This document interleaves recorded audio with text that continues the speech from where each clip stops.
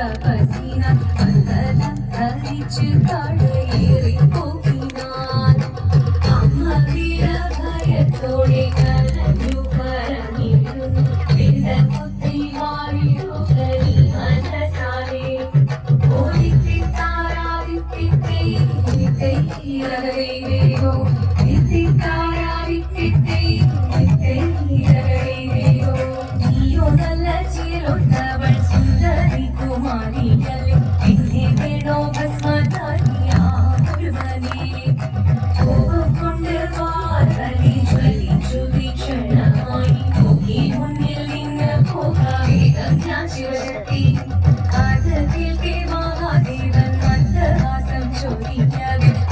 വേഷം മാറി ശിവൻ പ്രത്യക്ഷനായി കണ്ണീരഞ്ഞു പാർവതിയും കണ്ണീരൊഴുകപ്പോൾ അതലീനു നമസ്കരിച്ചതീരമേ ഓരിത്തിക്ക